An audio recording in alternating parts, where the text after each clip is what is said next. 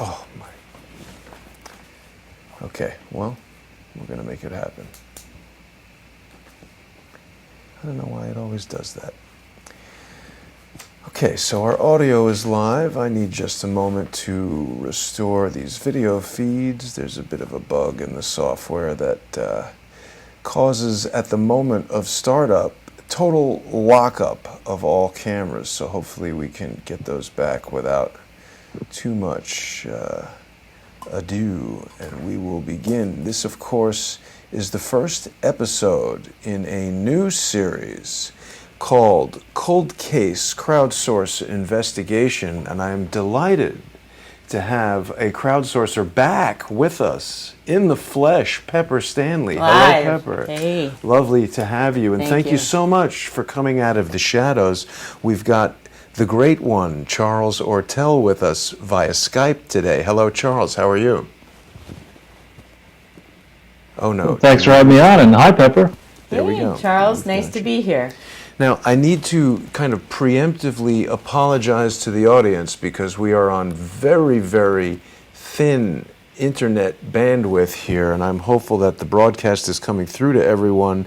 I've done everything that I can to try to tweak the bandwidth that we're sending out at and all that stuff. So hopefully things will go smoothly. If there's any problem, we'll record and upload later, but it looks like right now everything is okay. Now, Charles, this was a very important matter that I'm pleased that I was able to come here to join Pepper to cover, because people may remember the last time we saw Pepper Stanley, she helped us in an investigation into the strange death of Peter Smith. And of course, Peter Smith was the Republican political operative who was investigating the 33,000 missing Hillary Clinton emails. He was in touch with, of course, Charles Ortel. And Charles, you were one of the very last people on earth to speak with Peter, isn't that correct? It's likely. I met Peter by telephone, frankly, never in person, in by August of 2015. And he was introduced to me by a prominent international figure, an American, and he was introduced to me as somebody who was a political expert in the practicing of politics. And that's an area that I've tried to stay very far away from. My undergraduate degree was in economics and politics, and I have a lifelong interest in history and politics as it evolves, but I'm not a partisan political type. And so this guy was introduced to me to be sort of a mentor, somebody who could help me understand the nuts and bolts of how politics worked. And he had been involved behind the scenes in Republican politics going way, way back. He was described to me as being a billionaire, something that it turned out he was not.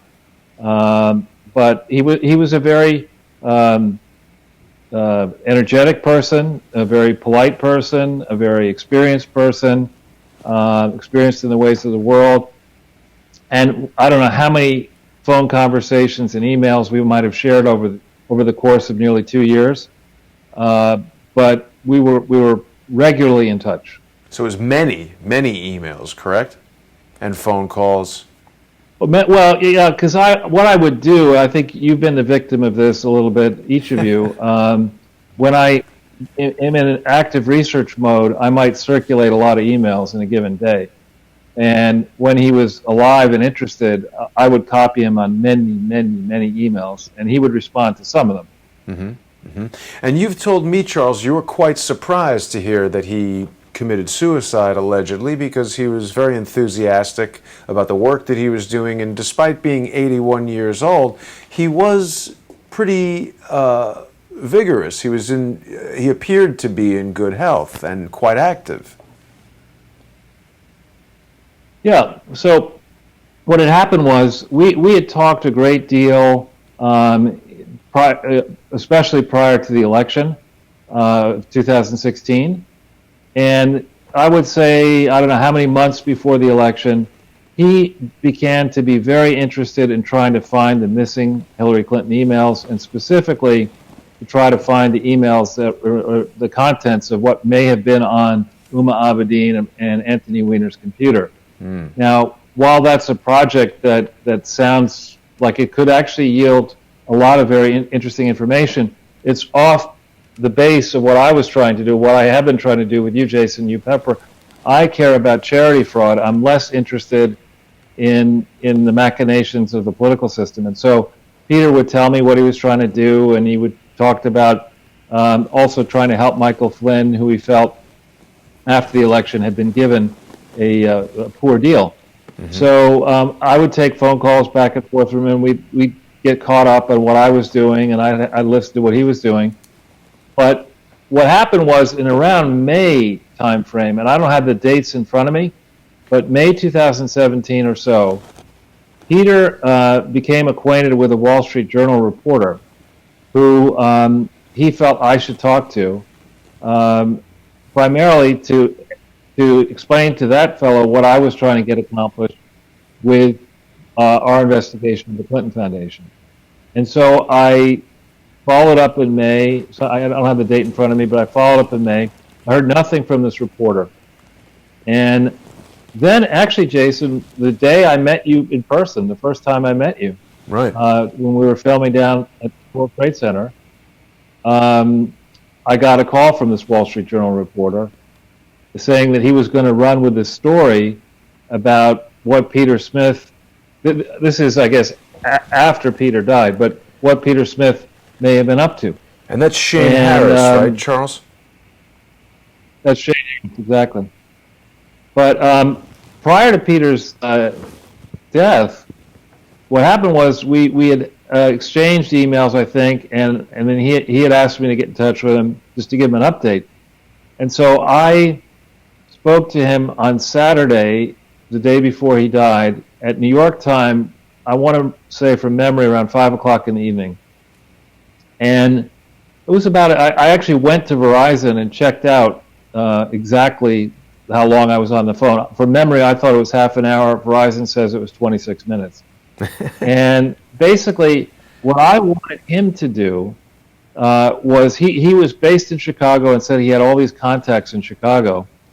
And I wanted him to reach out to the Obama contacts that he had and explain to the people at the Obama Foundation in what serious trouble they were going to be if they didn't fix their articles of incorporation and, you know, get that Obama Foundation back on the proper path. And this was something that Peter Smith felt he could do because he felt he had one or two contacts who were trustees of the Obama Foundation. And we talked long and hard about that. And, you know, he was very interested in doing that and getting that message across. Again, my concern in all this is I feel that the presidential records of we the people, whether they're Obamas or Clintons or the Bushes, these are records that have been bought and paid for. Actually, I suppose we borrowed to pay for them because we're so heavily in debt. But they need to be preserved in structures that people can use to study what actually happened in the course of these presidencies. And so, you know, that's one of the things I like to get done here. And anyway, it was a very good conversation. I enjoyed it. And I was really excited. Peter seemed to be charged up. He said he did admit that he was having health problems and that he was out at the Mayo Clinic. We had a long discussion about that because, as it happens, my grandmother and her sister both worked at the Mayo Clinic briefly after they got out of college. Wow. And so, you know, we chuckled about that. We were talking about, you know, Chicago and this and that.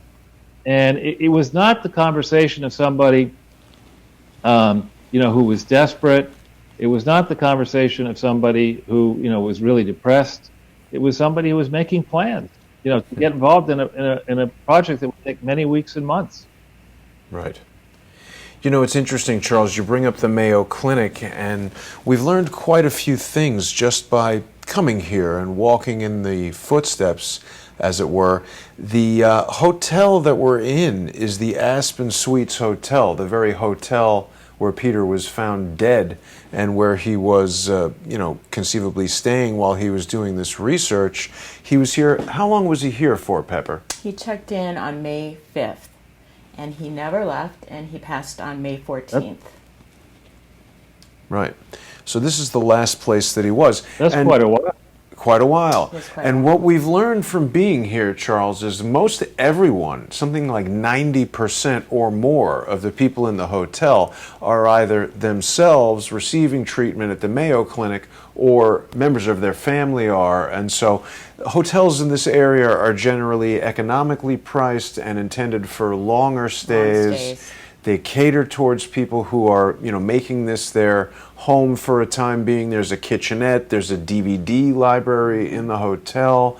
All of the staff members that we've spoken to have said it's rare for some. I mean, this is not exactly a resort town. It doesn't have all of the amenities you would expect from a business hotel. The internet is very poor. We've got about 1 megabit per second of internet. We've tested Sprint, AT&T, and Verizon. Very, very poor internet connection here. But we've learned a number of things about the policies of the hotel that make certain things about our investigation that we at one time might have thought were kind of on the sinister side.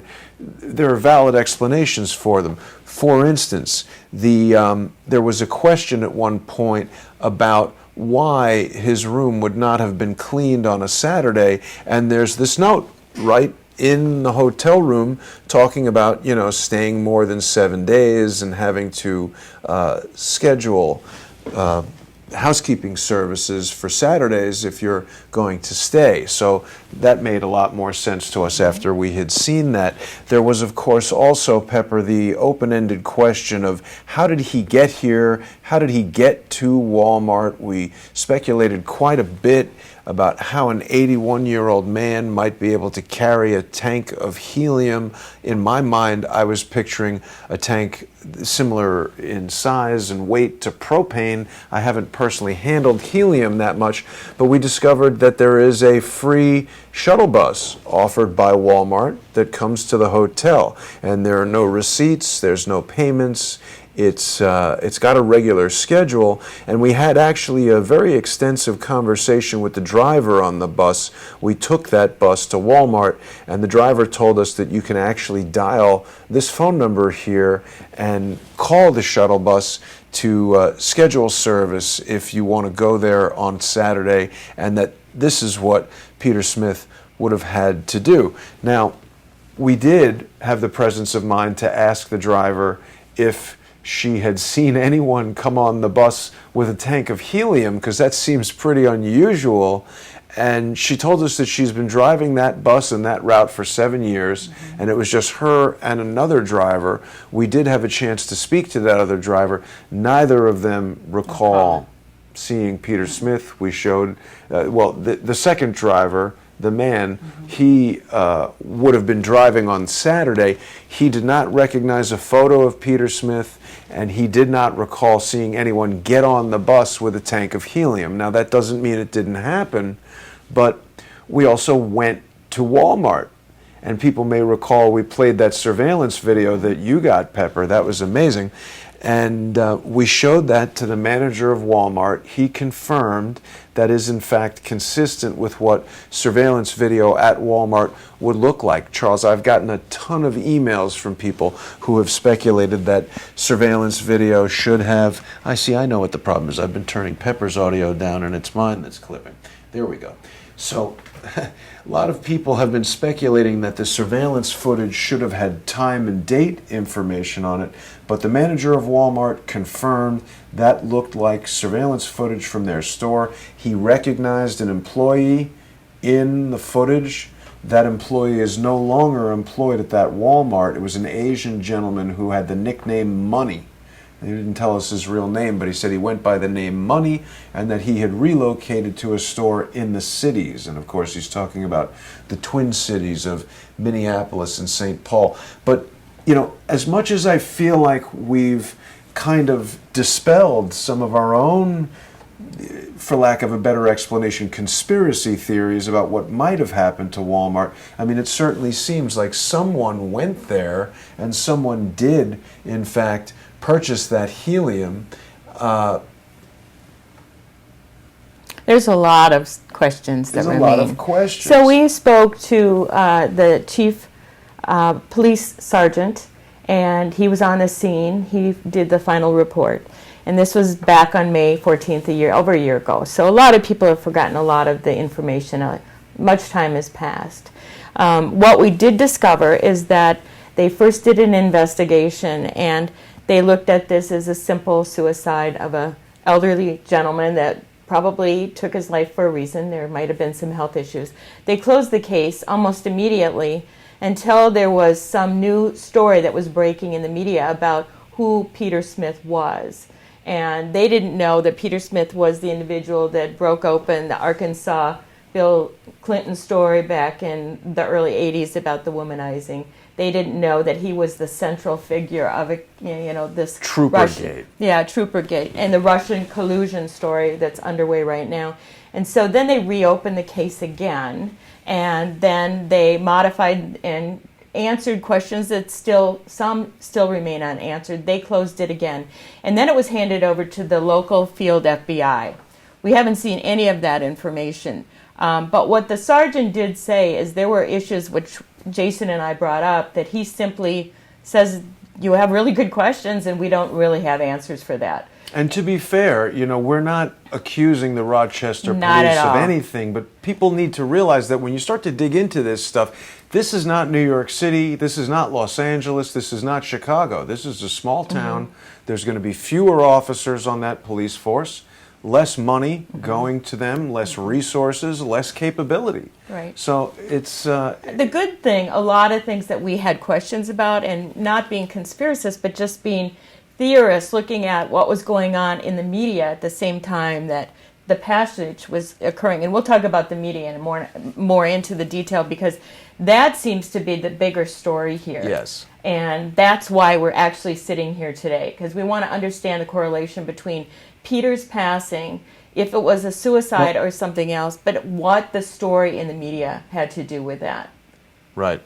Now, before we get into all those details, Charles, I want to share with everyone just some video footage that we captured here in the hotel. We were able to actually go to the room that Peter stayed in. And Charles, I know you don't care for this type of speculation, but Quinn Michaels would definitely be fascinated to know that Peter stayed in room 316. And we went to room 316. Pepper actually tried to book that room for her stay, but oddly, she was not allowed. When we checked in yesterday evening, that note was crossed off, wasn't it? So someone had seen that we had specifically requested that room for Pepper and denied giving it to her. There's really nothing remarkable about this hotel room. We went in there while it was being cleaned and prepared by the housekeeping staff, and they were quite polite, but obviously unwilling to speak with us about this matter because that's not their role here, and obviously they're very concerned about keeping their jobs, not speaking out of turn, not expressing a personal opinion while they're working as employees of this hotel and representatives of this company. It was interesting to note that the door, which suffered substantial damage during the incident, hasn't been replaced. It's just been repaired. So that was kind of interesting, and we recorded that video. So again, the notion of coming here and doing some firsthand, on-the-ground investigating was definitely interesting and revealed some interesting data. Other things we learned which had inconsistencies in our original investigation was the key coding, and there were several different entry points that didn't add up to the final investigation, and so that actually opened the second investigation, which is when the 911 call came in from the front desk. It didn't correspond at all to the key coding. The time that the door was activated. So I think the time of the call to the 911 officer was 10:54 on the Sunday morning, and the police indicated it was like 1 p.m. So there was different But discrepancies. you had learned from calling So the company that makes the locks. We called, and this is an older system. Makes sense that they don't. If you don't refresh it every day, there might be timing in inaccuracies or discrepancies. But we did learn something that was interesting, and the police department also said there were 4 cards given that were guest cards, but there was one Peter. So when we checked in, he got 2 cards, I got 2 cards. So Peter likely had 2 cards. If he lost a card, the question is, does he get another card or 2 cards? Because we had a question is, was he alone or was a guest with him? Yeah, because the questions that remain unanswered are, how did he get here from Illinois? Did he fly? Did he rent a car? If he flew, this is pretty far from the airport. It took about an hour to drive here. How did he get here? Would he take a taxi for an hour? Maybe. Charles, did you have any information about Peter's driving ability at 81? Was he still driving himself? I have no idea. I mean, as a guest, though, I don't know how far a drive it would be from Chicago to where you are, but Pretty when far. you consider transfer and waiting and all that kind of stuff, it'd probably be a lot smarter to drive. From Chicago to here? But the family did not As a know he guest, was here, first of all. And second of all, there was no vehicle here. Yeah, right. I mean, if he had driven and died, his car would be here, someone would have to remove it. None of that. Likewise, if there were a rental car... Sorry? Wasn't he pictured with somebody at the checkout? Well, my recollection is that some of the evidence that we have is he was actually seen with somebody, I thought, at the Walmart checkout. Am I misremembering that? There, according to the Walmart sales clerk today and the manager and then the police, he was alone. There was a clerk that was closing the aisle, which was not uncommon, at 12:58 on a Saturday afternoon, and they claimed that was the sales clerk and no, friend or someone that had befriended Peter. Yeah. There were people around him, of course, but it wasn't clear that there was someone with him. And the people in the hotel didn't tell us that they saw anyone with him either. But then again, if it was someone, if there was some sort of secretive relationship, whether that's to do with research or whatever, very often when we're dealing with these things, everybody says, Clinton body count. There's some degree of secrecy that the researchers might want to surround themselves with. So it's possible that someone could have come and gone in the hotel without necessarily being right there with Peter. That would certainly explain having 4 cards. I don't understand why one person would need 4 cards, and all 4 of the cards were used to access the door at different times, right? That's correct. Yeah. So that's interesting. The really most interesting aspect of it, Charles, however, is the media campaign that surrounded all this. And we haven't really before now, as Crowdsource the Truth, we haven't really looked at that at all. And Pepper's brought all this to my attention, and it's astounding.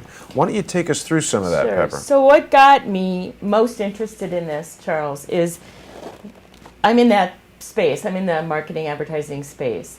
And when the story originally broke, I didn't think much of Peter's passing until I started to look at the correlation between what I consider a brilliant advertising marketing campaign surrounding a Russian collusion story, looking for a main cast, including a central figure named Peter Smith.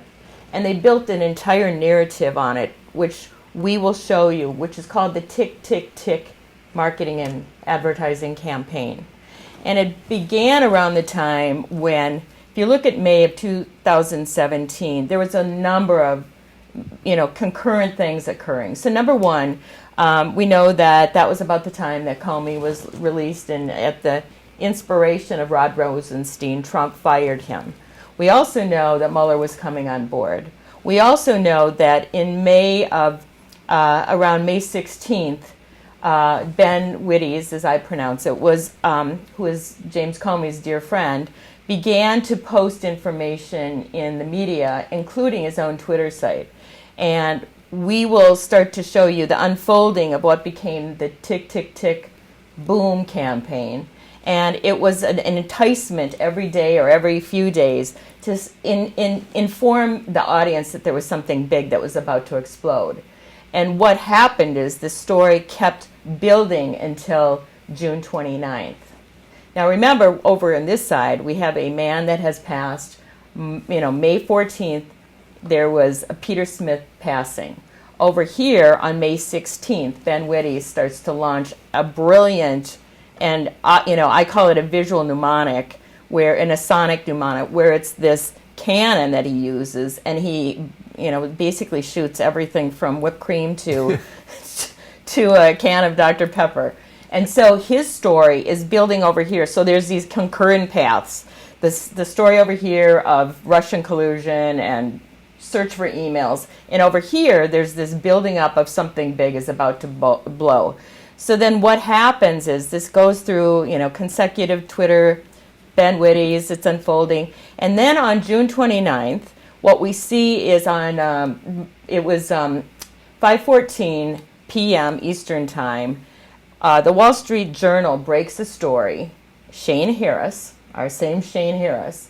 And the story is about collusion, Russian connection, an on-the-record conversation he had with a Republican opportunist who was looking to tie his 33,000 email search to General Flynn and to the Russian state. And the beauty of that story is that it went viral. It was magnificent across a multiple media platform, brilliantly executed. Let me pause you for a second, Pepper, because it's important that we remind the audience that Benjamin Witte is the same journalist that James Comey was leaking this information to. Dear friend, yes. Okay, so Yep. he's an important part of all this, and it's also important that we start to just think about the different players, how they're connected, how they're interoperating together. Correct. Very Okay. good point. So do we want to, why don't I show this quick segment here from the Lawfare blog? Do we want to show that? Are we ready for that? We're not ready for that. So Okay. let's just hold this. Okay, Sure. so the boom campaign explodes when, why don't you pull up the Wall Street Journal posting that was done at 5:14. And that was the boom. Okay, so now they've launched the boom. The boom then leads to, if you look almost within 10 seconds to 10 minutes, Rachel Maddow, Ben Witte's, and Shane Harris go to their personal Twitter accounts and they tweet on this Wall Street Journal posted story. And the story then, if it was just a standalone story, and I'm Rachel Maddow, how would I know that that's about to occur? If I'm Ben Witte's and I'm maybe not personal friends or I'm busy that afternoon, how would I have known to exactly at that moment of time to post my response? Unless if this is all, pre-planned, unless this is all fully integrated with a bigger media message. So then you look at this, okay, so we've got the posting up now, and this is the beginning of the boom. Basically now, over the next 3 to 5 to maybe 12 months, you're going to start to see this amongst many platforms. These are just the key players. So it's really a sophisticated transmedia marketing campaign that kicks off, or I should say kicks into high gear, this Russian hacking, Russian collusion idea. And you could call this fake news, and the reason we call this fake news is we'll get into some of this, and it gets back to, Charles, the correspondence that you had with Peter that basically contradict Shane Harris's story. And so why don't we go to the next is the can we pull up a bit of Rachel's story? Absolutely. We've got Rachel Maddow here, ready to go. Now, Charles, I apologize. Due to the limited network bandwidth, you're not going to be able to, I don't think you're going to be able to see or hear this, but... That's quite all right. Okay, so let's play this. How is the tonight, the Wall Street Journal sound reports. quality on this? Shane Harris reports. You're good. That Both on of that you- very weekend, on Labor Day weekend Both last of you come year, in sort of garbly. a I longtime just wanna make sure the Republican sound opposition quality is good. research guy, a You sound wealthy good. Give Chicago us a minute. Republican We're named playing Peter Rachel Smith, who had a history in the Arkansas-based efforts to come up with scandalous dirt on Bill Clinton in the 90s. Peter Smith, a committed Republican Oppo guy. Over the Labor Day weekend this past year, according to the Wall Street Journal, he, quote, assembled a group of technology experts, lawyers, and a Russian-speaking investigator based in Europe to try to acquire emails that the group theorized might have been stolen from the private server that Hillary Clinton used as Secretary of State.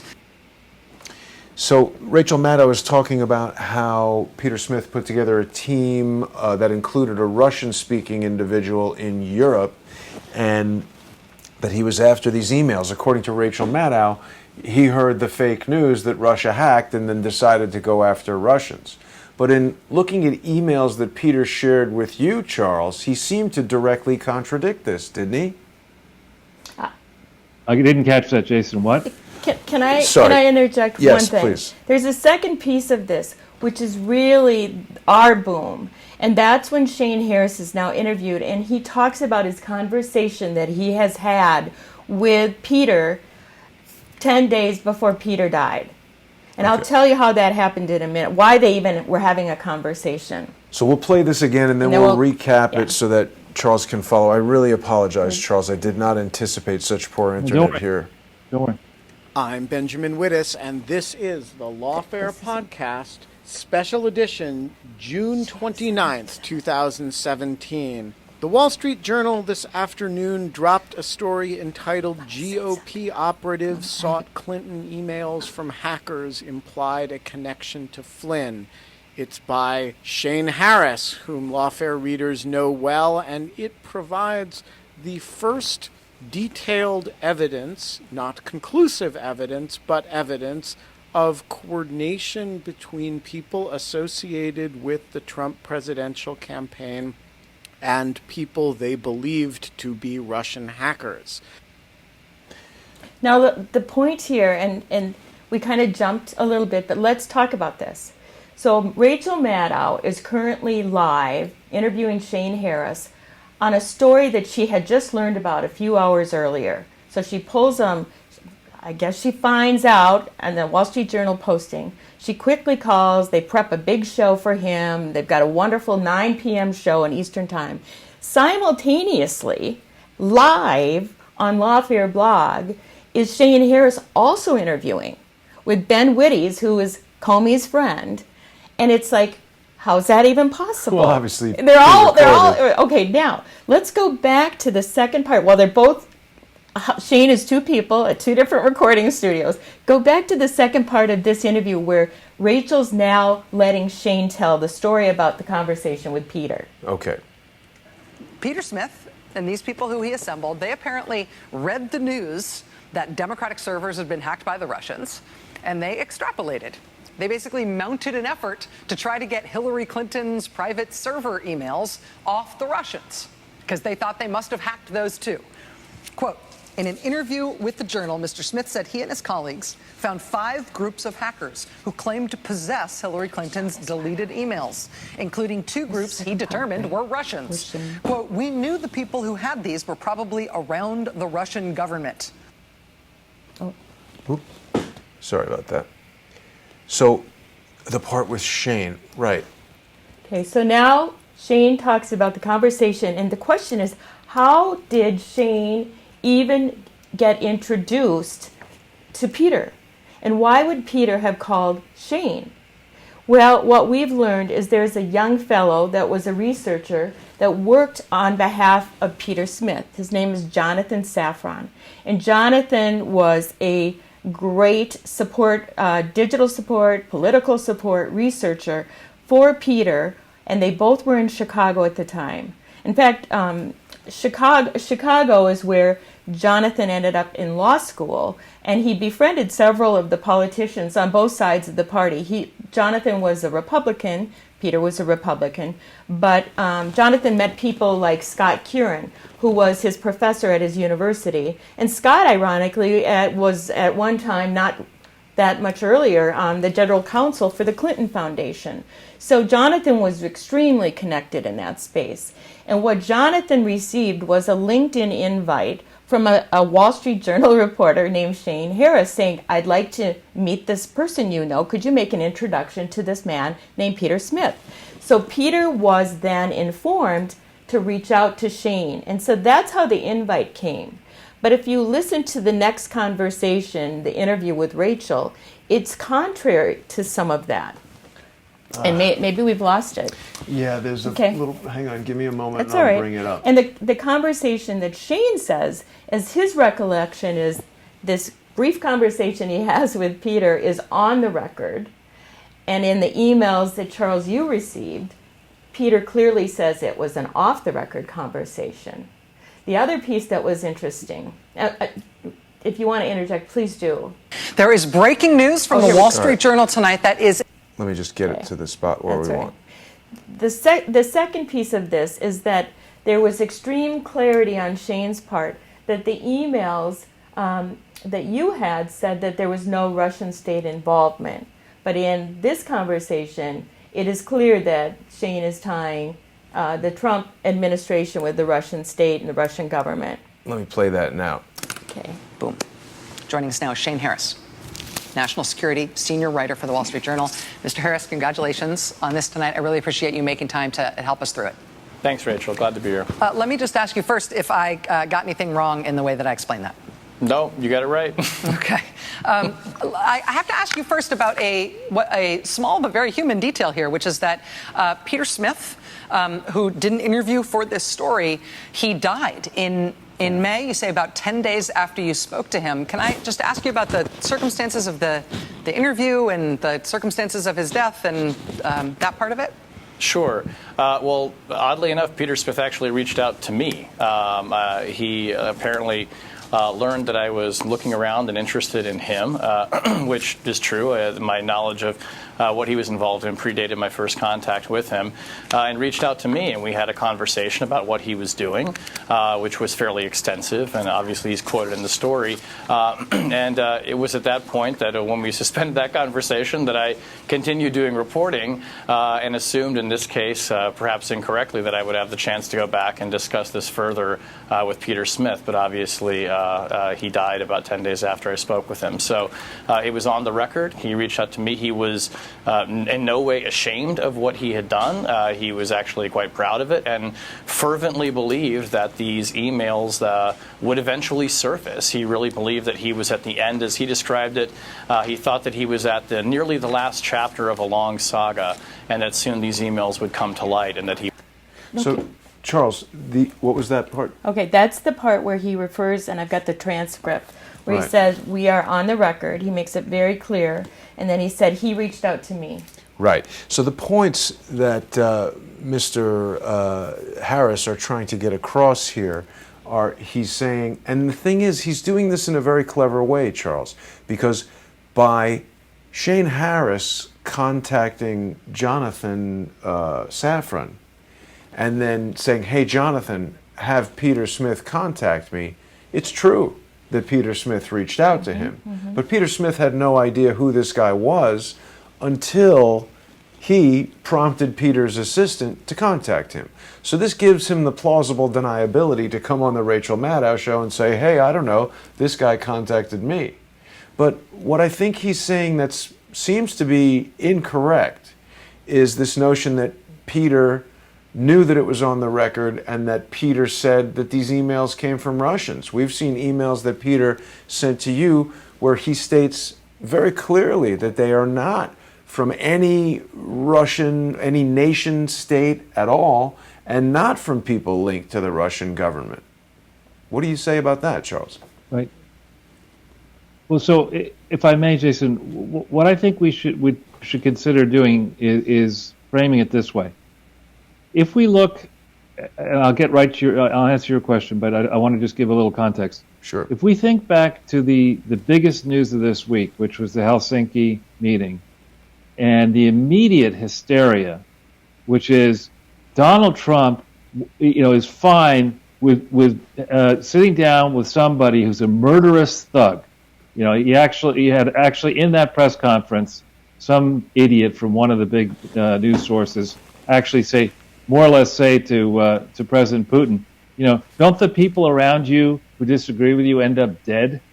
We have the Skripal incident, the initial incident, now the subsequent one, where on the basis of, no verified independent evidence that anybody outside England can review, right away we nearly go to DEFCON 5, around the West does, that is, with Russia, over this incident. Yet, in contrast, here we have in Peter Smith a man who admittedly had, it turns out, grave financial difficulties. So those may have been a motive for him to commit suicide. There could be a whole angle there that I actually know nothing about. That's a box that deserves to be on the table. Experts who can get into those records need to check all that stuff out. But in addition to that, we know that Peter Smith, by August of 2016, was very much involved, with the efforts that culminated in the New York Police Department getting access to that laptop. We know he was pushing with others to expose all those emails. And we know that was something that, had those emails come to the fore, would have guaranteed Donald Trump's election by an even bigger margin of victory, in my opinion. So it's likely to assume that Peter Strzok and James Comey and the small group of people who were trying to get Hillary Clinton selected president in 2016, after she couldn't even become nominated in 2008, that group was doing their level best to sit on these emails. And we know that because, there's now evidence in the file that, Jason, you've had on various shows, of how long it took to get actually that information evaluated. I think the search warrant was ultimately sworn out, wasn't it October 27th, 2016. So all along in this period, Peter Smith was a thorn in the side to the Hillary Clinton camp, and he persisted. He didn't even give up after Donald Trump won. He was still trying to get those emails. There have to be FBI records of people who were monitoring what Peter and his group were doing. They were knocking around. They were trying to interact with Michael Flynn. This was a big issue right after Trump was declared the victor, but before he was inaugurated. I've got to believe that somebody, if the FBI were run by a truly honest and an unbiased, objective person, which it is not under Christopher Wray, we can say that for certain given what happened today out in Aspen. There have to be exhaustive records in the file of somebody checking up on what Peter Smith was doing. And what Peter Smith was uncovering likely poses, even now, a grave threat to Comey, to the people who missed, all this stuff way back when, going back before 2016. And all these people, I would argue, have motives to do Peter Smith harm. And, I'm not saying I know what happened, but I am saying that I don't think the evidence has been fully exposed and run to ground. And certainly the people who were looking after this matter in May 2017 and shortly thereafter, didn't McCabe replace Comey? Yeah. For many months, wasn't it? Until like August of 2007? Or acting director or whatever he was. Can I interject two things? So, yeah. Charles, you're right. This is really curious. But if you look at the emails that you and the correspondence you were having with Peter, you received one on November 8th, which was the morning of the election. And his conversation, Peter's quotes were, the FBI D.C. office raided the New York field office last night and took the Huma Abedin, the Anthony Weiner, the Hillary, all the information, assuming, I presume that they thought she would win. So all that evidence was gone. I think it's important that we remind everyone, including Charles, that the police report even says that Peter Smith, in the business center of this very hotel, which is directly adjacent to the front desk, was for hours printing things out, and to the extent that he had to get more paper. Now, no laptop was found. No materials were found. No materials, no prints, no laptops. So I find it strange that someone who is researching emails, someone who is employing experts in cybersecurity, Charles, I think you've made it very well known your Luddite tendencies. Even you travel everywhere with a laptop. Does it seem reasonable that Peter Smith would come and stay in a hotel for weeks in the midst of all this research and rely on the public computer downstairs, which incidentally, when we searched those computers, we found numerous extraneous files that people had left there. All were related to medical results, applying for different loans and how to pay for your medical stuff and everything to do with medical treatment. I don't think it's reasonable to assume that Peter Smith would use a public computer for such sensitive research. Well, I agree with you. I agree. Also, remember Peter Smith's background. He had financial interests at one time into various data companies, that provided, information services. I mean, so Yes. The other thing I would mention to you is, and without giving out his address, you will note in the communications back and forth between me and Peter that he used various email addresses. Some were standard. One was a company. I don't want to give them out. Right. But later on, as we got into 2017, he in late 16, he began to use an encrypted email address. Yes. And somebody who would do that is pretty unlikely to use a common computer. Right. Someone who's learned enough about sending emails that are encrypted is unlikely to go onto one of these computers in a hotel where people are leaving their medical records. Which we found on the computer. Lift the password. Yeah. The other piece we just showed an audio blog that was concurrent with the Rachel Maddow show. And so on the June 29th, concurrent airing was the Rachel show over here on MSNBC. Lawfare blog had Ben Wittes and the Matt Tate. And Matt Tate, let's talk about him is for a minute. An interesting character who we discovered now works at Lawfare blog, which is where the recent FBI general counsel just was hired, James Baker, which was about a month ago. Yeah. And that's the Brookings Institute, right? So the Brookings Institute is where Matt is, but where was Matt before, Jason? Well, he worked at GCHQ, Charles. This guy, Matt Tate, also worked at Google Project Zero. Now, Google Project Zero is something that a lot of people haven't heard about. It's basically a collection of elite hackers that Google has hired ostensibly to seek out exploits in any digital system anywhere. So if it's your iPhone, if it's your Microsoft Xbox, your Cisco router, your Intel chip, whatever it is, these guys are seeking out weak points in digital systems, and their stated purpose is to alert the manufacturers of those systems to make the internet a safer place and be this nice, squishy place where everybody can be safe and good. Frankly, Charles, to me, it sounds like Eric Schmidt's personal elite hacker force that can just go hack into whatever the hell they want. But they did do good work with Tavis Ormley. Right. Tavis Ormley did alert Cloudflare, but that was a strange alert. Tavis Ormley, if I'm not mistaken, alerted the world that Cloudflare had a weakness in it that exposed the DNC data. Cloudflare was a cloud data contractor to the DNC that was handling their data, and instead of contacting them in a sort of private, quiet sort of way, IT to IT, hey, Silicon Valley you've got a to little Silicon problem Valley. Here. He did it in a tweet, if I'm not mistaken, To the entire IT world. to everyone. February 17th, or I believe it was, in 2017. Well, so Jason, on the GCHQ thing, that's a very important thing.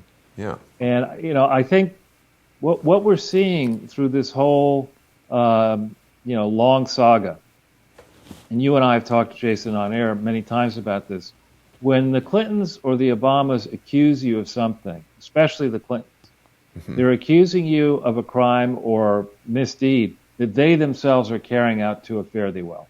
So when they start accusing the Trump team of collusion with a foreign power, I believe it's because the Obama administration and elements around the Obama administration were actively colluding, at least with the English, with elements of the English government, likely GCHQ, which is the equivalent of NSA over there, to illegally spy not simply on the Trump campaign, but likely going back during the primaries to spy on all the potential candidates. And beyond that, we don't know to what degree GCHQ and operatives within GCHQ and frankly operatives inside our government were using these great hacking and spying tools to ferret out information of great commercial value to potential political donors to both parties.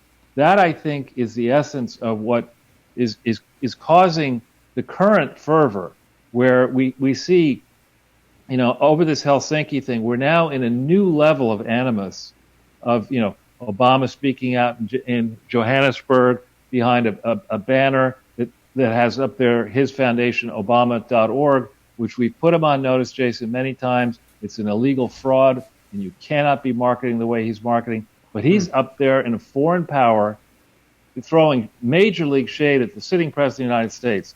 While we speak right now, Sally Yates was just on a special with MSNBC. She's amping it up. Susan Rice is amping it up. Comey's saying you got to vote Democratic, this guy who was supposedly a Republican.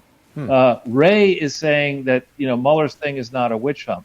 This is going into overdrive. And I think the reason it's going into overdrive is so many people inside our government had to know that what Obama had been doing and his people had been doing while he was president, likely even going back well before 15-16, maybe even affecting the 2012 election, was harnessing the apparatus of our state, working in league with friendly powers like the UK, who have a lot more to gain from Russia and the United States being at loggerheads, alongside our defense establishment, that has a lot more to gain with us being at loggerheads, because that way they sell many more systems around the world. Right. That, I think, may have been what is going on here, and that may explain a lot, all these mysteries, that are double plus triple secret, that we common American people, the voters, don't have a right to understand.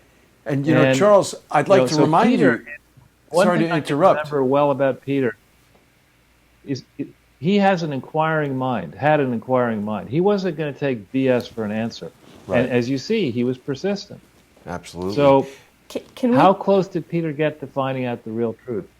One thing I wanted to touch on. We need to get his laptop.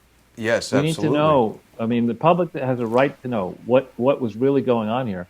And for Americans across the political spectrum, the Bernie Sanders supporters, there, Jason. The Bernie Sanders supporters, have a lot in common with the Rand Paul wing of the Republican, independent, libertarian people. And I think most Americans would recoil in horror to understand just how much money is spent to all these nefarious purposes by ungovernable security services that are acting in concert with a great country, the UK, but it's a small country.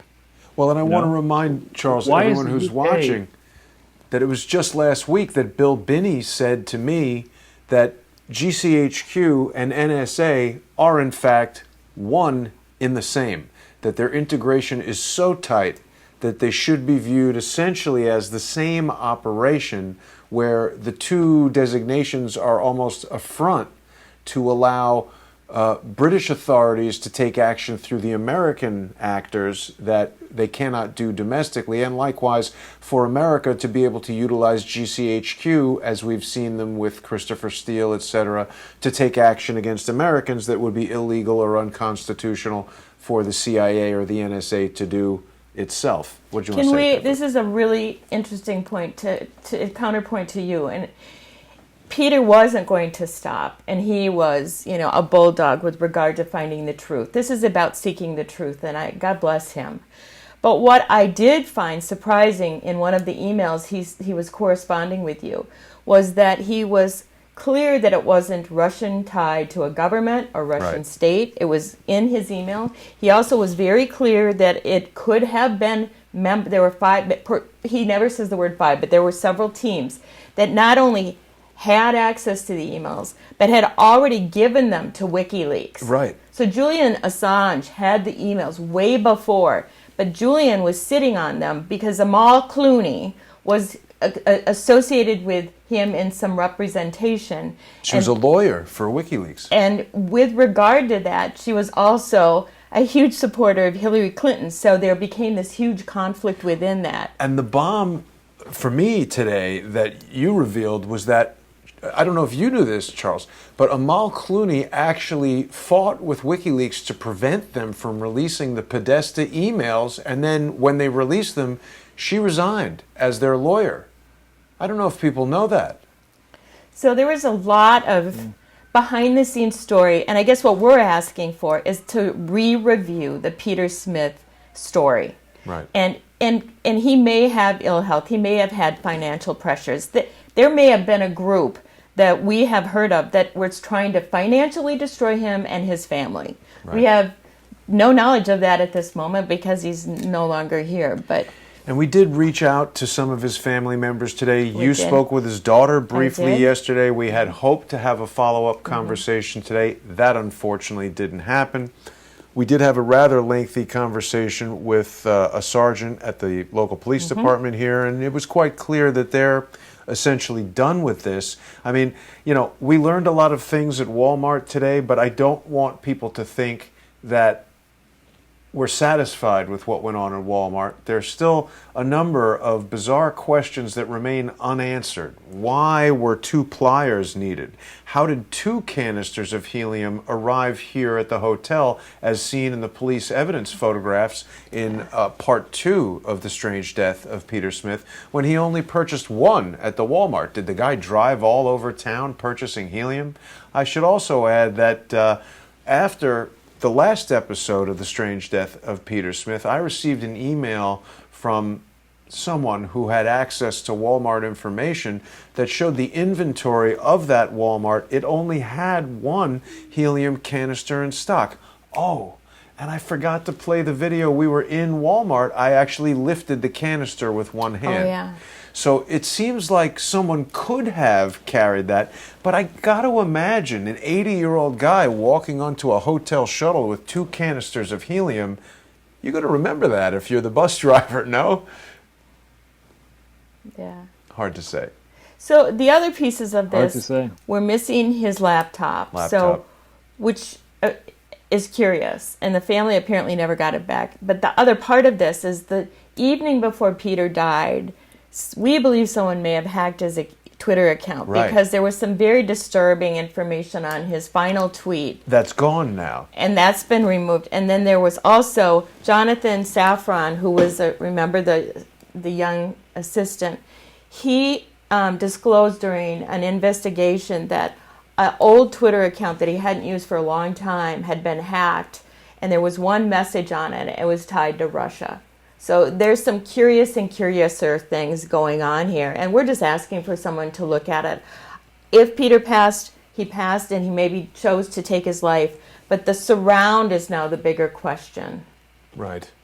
You know, the other thing that was interesting, Charles, we went to the archive.org, Internet Archive, which, you know, you can sometimes go back and see some of these old deleted tweets, and I found it very strange that Peter Smith's Twitter page was in fact archived in the Wayback Machine. I don't know if you've done too much with that, but it's an interesting resource. It might be a little difficult for me to access while we're live streaming here, but people can see that there were really only 2 times, even though Peter joined Twitter, I think in 2014, there are only these 2 occasions on June 29th, 2018, and July 2nd, 2017. Only 2 snapshots taken of that Twitter account, and it makes me very curious as to who runs this internet archive. Is it possible to manipulate it? Are people able to delete snapshots and put snapshots there? I mean, certainly this is a web page. It's driven by software, and I think we all know that someone creates a web page, someone can modify it. The question is, who's running this, and should we trust it, or is it being used to cover information? Well, I do know, and I Wait did a some. second, Jason. I'm sorry, Charles. Go ahead. Sorry, excuse me, but I mean, Peter was dead on those 2 days. Well, he wouldn't be the one doing the snapshots. That's what I mean. Whoever is running archive.org has now preserved snapshots of his Twitter account that reflect what is there on the Twitter account now. But what Pepper is telling us is that there were tweets in Russian on there previously that could have been put there by someone. They weren't in the Russian language. They were referring to a connection to Russia. Sorry. That's All right. okay. I wasn't clear. Yeah. But Jonathan didn't know where that came from. I should also mention that we've tried quite aggressively to contact Jonathan Safran, and he's oddly inaccessible. He had a workplace listed on LinkedIn that we contacted, and most of the people there never heard of him. We did speak to someone in the law department who said he was an intern there last summer, but he had left. We called a tutoring company that was ostensibly his current employer. He was not on their corporate records. He was not known to anyone in any of the cities that Facebook or LinkedIn said that he was living in. So he's a guy in his 20s or young 30s. I would think that type of person would be sort of more on top of keeping their LinkedIn page up to date because they'd be looking for work and looking to build their career. So it just seemed rather conspicuous that this guy was so difficult to find. And on the final investigative report, all the cell phones we had access to that were not redacted, his is no longer in working order. And several. Can I see those numbers for a second? Several others too. I know Charles hates this, but if Quinn is watching, I've Oh, got I don't know. Should we do that? They're inactive numbers. Okay. So Peter Smith's number. This one is. You shouldn't give his number out. Yeah. Okay. I would just say. It's inactive if people dial it, but. Well, I don't know if we should. All right, I won't give it out, but. And what we want to do, Charles, is be really respectful to Peter's family and to his life. He has a wonderful legacy. He was a wonderful man. He did some remarkable things. And so I'm only hoping that in respect for him that we could get to the bottom of this and let his legacy be something that perhaps in his death we can do some remarkable difference to get to the truth. How do we feel about me describing Mr. Safran's inactive cell phone number, redacting the area code? I wouldn't give that out. We won't do it. I'll just discuss it with Quinn. Yeah. The numbers are very strange to me. They're very much along Quinn's Yes. formula. And when I call it, it doesn't ring, it doesn't answer, No, it's it dead. doesn't do anything. It's very odd. Very it's no odd. longer And we called working. another number for him that picked up and hung up right away. Mm-hmm. So something's going on there. I don't know what.